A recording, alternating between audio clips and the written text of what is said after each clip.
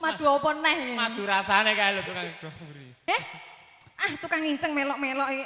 Aku yo ngomong mata ontan ora jeleh. Karo ngene ora jeleh. Mendino kok dinceng wae. Ya. Ya Prada musik nyampur sari dada. Ora ngono, kabeh ki rak ya kuno. Bawa apa ora? Bawa.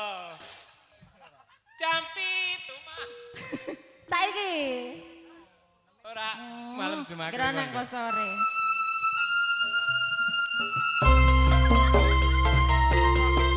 Sesarengan Prada musik Pursari. Lusane Broto. Ngatoraken sugeng rawuh sugeng lungan kanthi margawan sinambi Kratos Sukoto Libur Wardoyo. Prada musik nyampur sari dada.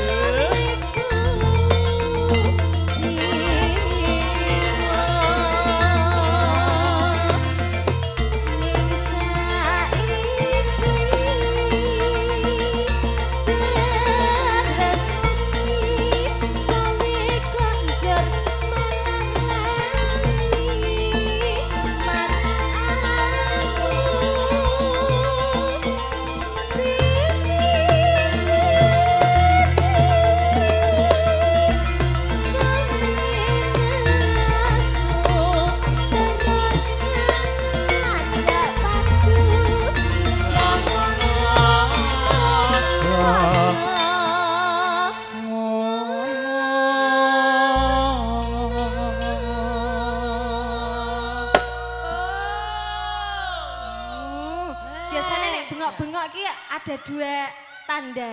Dua tanda. Nah, dua tanda sing siji. Nek rak ngelih ya waregen. Nek rak ngelih ya kuwaregen. Ki njaluk ngombe apa? Lho, to kandhane es degan. Kayak deganmu nduk? Ora duwe.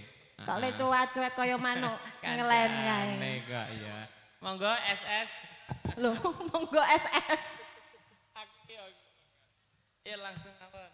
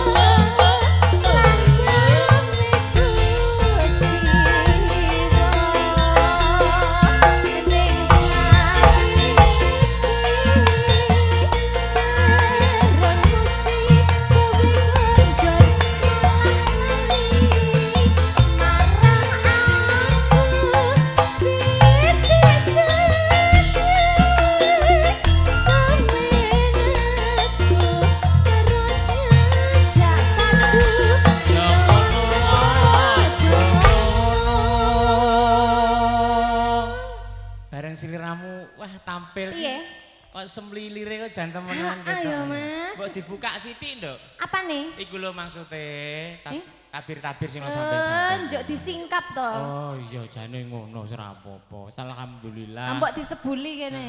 Gampang, ku tak kon nyebuli. Halo Pak Hasipe. Pripun Bapak? Oh kula kinten badhe nderek dono swara. Oh Anu Mas, salam tempel iki ketoke. Oh ngoten. Pripun? Nggih. Nggih. Menika Mas Nur Said. Oh ngoten sambel kemangi. Surah Pak Haji Maslan nyuwun sekar sambel kemangi ngoten nggih Pak. Nggih. Ditutokno sik ya Mas. Ya tutokno sik. Oh isih sak cerit kok emen-emen ora tuntas. Ya ya. Kok gak sadik lho. Maksudnya kira ya isih sak ngono. Maksudnya sak nil ngono. Ngono lho. Padha wae kok. Pikirane kok untuk aku ngisor ku lho ki dalang ya kaya ngono kok. Seneng kok sak cerit. Lah wong kowe dalang kerusuhan kok. Iki ra? Heeh. Ayo.